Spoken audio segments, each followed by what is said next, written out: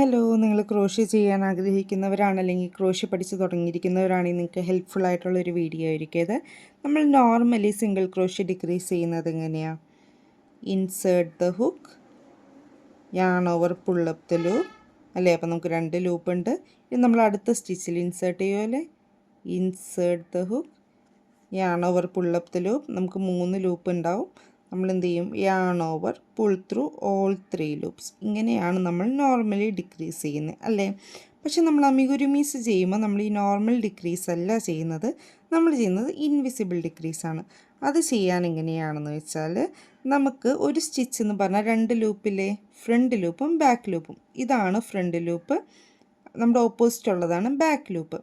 നമ്മൾ invisible decrease ചെയ്യുമ്പോൾ front ലൂപ്പിൽ കൂടി മാത്രമായിരിക്കും ചെയ്യുന്നത് എങ്ങനെയാണെന്ന് വെച്ചാൽ, insert the hook through the first front loop. ഇനി അടുത്തതിൻ്റെ സ്റ്റിച്ചിൽ കൂടി നമ്മൾ ചെയ്യണം. എന്ത് ചെയ്യണം? ഇൻസേർട്ട് ചെയ്യണം അടുത്തതിൽ കൂടെ. അപ്പോൾ ടോട്ടൽ എത്ര എണ്ണമായി? 2 എണ്ണം. ഒന്നും കൂടി കാണിച്ചു തരാം. ആദ്യം ആദ്യത്തതിൽ ഇൻസേർട്ട് ചെയ്യണം.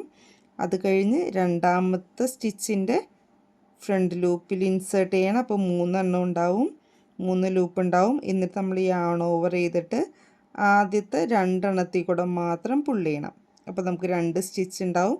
അത് കഴിഞ്ഞ് യാൺ ഓവർ ചെയ്ത് അടുത്ത 2 സ്റ്റിച്ചിൽ കൂടെ. ഇതിനെയാണ് നമ്മൾ ഇൻവിസിബിൾ ഡിക്രീസ് എന്ന് പറയുന്നത്. ഓക്കെ, ക്ലിയറായി ഒന്നുകൂടി കാണിച്ചു തരാം. ഫ്രണ്ട് ലൂപ്പിൽ കൂടെ മാത്രമായിരിക്കും ചെയ്യുന്നത്. Insert the hook through the first loop, insert the hook through the second, 3 loop ഉണ്ടാവും. Yarn over pull through 2 loops. അത് കഴിഞ്ഞിട്ട് എന്ത് ചെയ്യണം? Yarn over pull through last 2 loops. ഇങ്ങനെയാണ് നമ്മൾ ഇൻവിസിബിൾ ഡിക്രീസ് ചെയ്യുന്നത്. ക്ലിയർ ആയോ? അപ്പോൾ നിങ്ങൾ വീഡിയോ ഹെൽപ്ഫുൾ ആയെന്നുണ്ടെങ്കിൽ ലൈക്ക് ചെയ്യാനും കമൻറ്റ് ചെയ്യാനും ചാനൽ സബ്സ്ക്രൈബ് ചെയ്യാനും മറക്കരുത് കേട്ടോ.